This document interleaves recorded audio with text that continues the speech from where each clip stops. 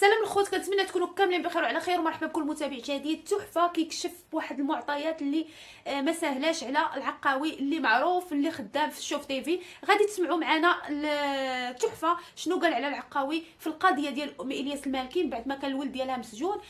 تفاصيل اللي مثيره للجدل غادي تسمعوها معنا حاليا، وغادي تسمعوا تحفه اشنو قال على العقاوي. طريف السي العقاوي خدام مع شوف تيفي. السي العقاوي كيبقى يبين المعاناه ديال الناس في الثلج وفي خنيفره وداك الشيء مسكين انساني. السي العقاوي الله يحفظك اخويا، طريف مسكين السي العقاوي بقى يبين المعاناه، بقى يبين داك الشيء وداك الشيء. راه ما يمكنش. قالك بان العقاوي كيف ما كتعرفوا عليه كيمشي للجبال كيساعد الناس، يعني ديما العقاوي شنو هما الخدمه ديالو في شوف تيفي، انه كيبعد جهه الجبال تما الا كان داك المعاناه ديال داك الناس. يعني كنا الصراحه ما احنا ما تيقينش بتحفه 100%، ولكن غا هادشي اللي كيقول تحفه راه ما ساهلش. يعني غادي تسمعوا بالودنين ديالكم اشنو قال. ماشي وكيورينا المعاناه فابور ما كياخذ 6 المليون لا والو من عند مات الياس، وهو في سبيل ما ياخذ 600 ديال المكناس. واش 6 المليون ما عند ام الياس المالكي؟ قالك ما كياخذش 6 المليون عند ام الياس المالكي وكيديها المكناس.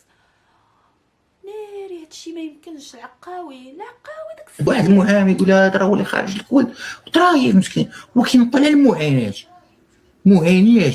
بحال اللي لقى لينا المعاناه ديال داك البرلماني اللي شد ديك البنت ومع داروا جنس جماعي وخشاو البنت قراعي في خشاو مفلافين.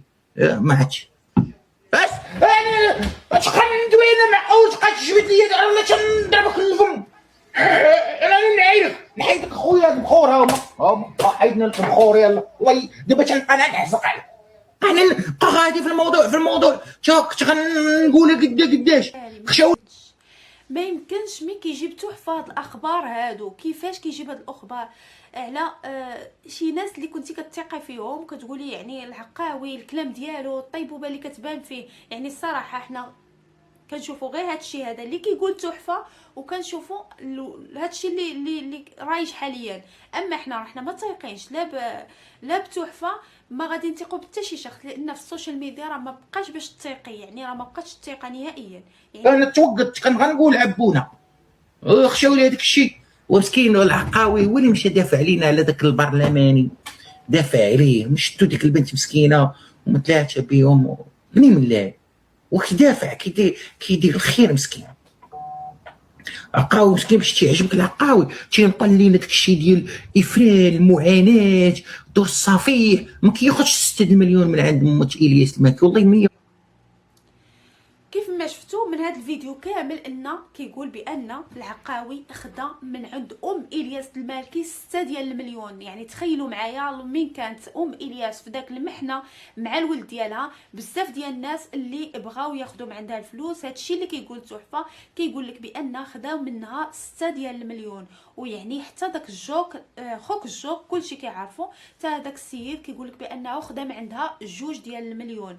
يعني هادشي راه ما يمكنش. وداك السيده اللي خدامه في المحكمه حتى هي خدات لها الشرطله من يديها. يعني راه ياخدهاش ولا الجوك ياخد 2 المليون ولا هذيك خايتي انا راه نجبد لك سميتك اللي خديتي السرت لموت الياس مسكين كاع ما كياخدوش هما ظريفين مساكين بقى ظريفين.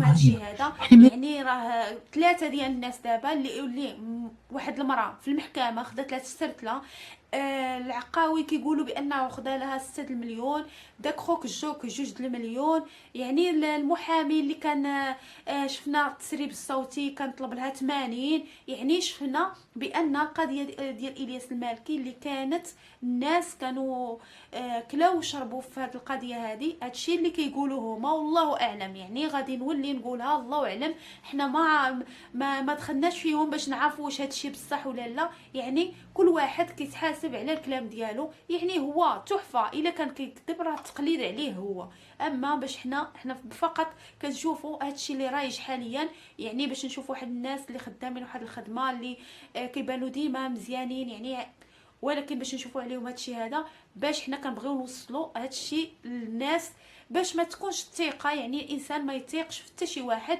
والصراحه التحفه هذا راه كيقول شي اخبار اللي صعيبه، اللي دائما كنشوفها بان كيهضر على شي مسؤولين كبارين. واش هاد الشخص خدام شي مسؤول في شي حاجه؟ واش تحفه يعني كيفاش كيجيو هاد الاخبارات؟ يعني حتى الموظفه اللي في المحكمه يعني قال لها غادي نجبد الاسم ديالك، يعني عرفت السميه ديالها. فما فهمتش انا. المهم هادشي هذا اللي رايج حاليا. المهم حنا كنبارطاجيو مع بعضياتنا هادشي اللي واقع حاليا في السوشيال ميديا. عطيوني نتوما الاراء ديالكم في التعاليق، وما تنسوش الاشتراك في القناه باش يوصلكم كل جديد ومفيد باذن الله.